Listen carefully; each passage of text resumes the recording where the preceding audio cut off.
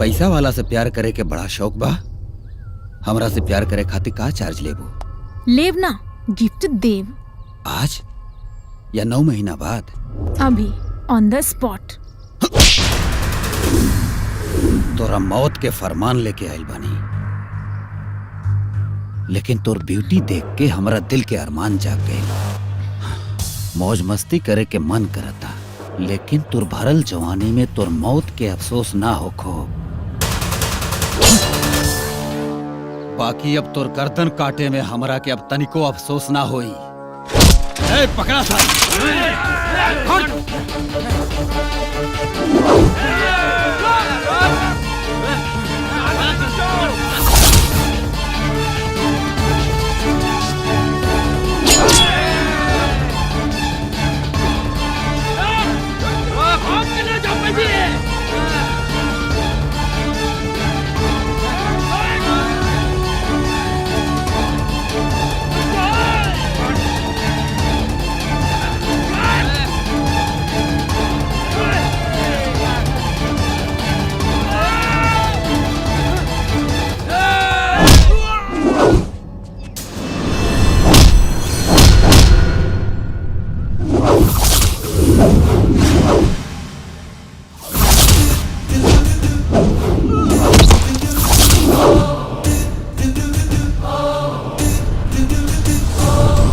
राजा, ये लोग हमरा के मारे चाहते रे।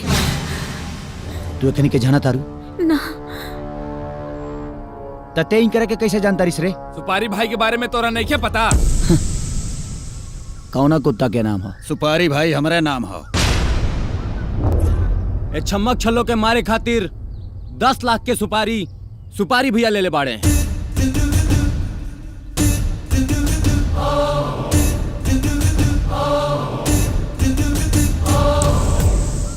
के दिले बा सुपारी? ई चिड़ैया के मुहला के बाद तोरा पता चल जाई।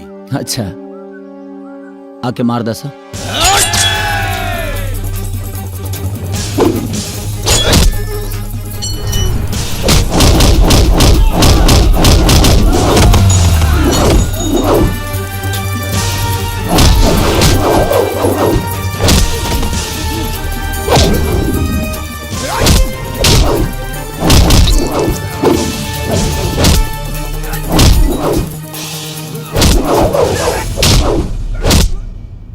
उठ मार।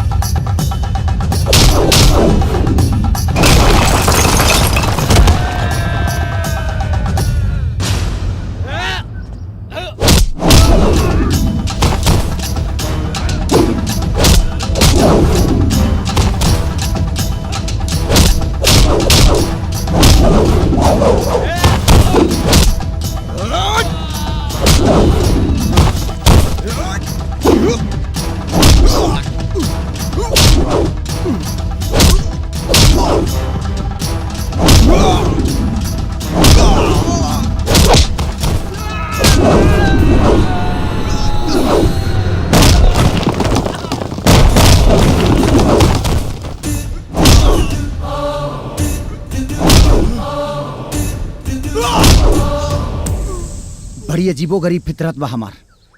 मोहब्बत हो चाहे नफरत बड़ा शिद्दत से करी ले। बताओ तोरा के भेजले बा? बताओ। तोर बाबूजी। बाबूजी?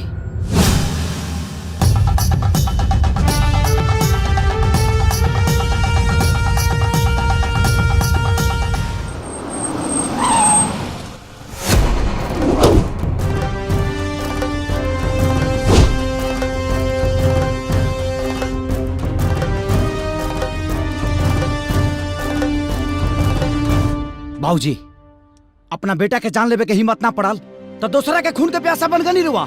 अगर रानी के वजह हमार जान मांगले रहती ना तो खुशी खुशी दे देती, लेकिन रुआ रानी के दुखी कर देनी। बाबूजी हमके दुखी कर देनी।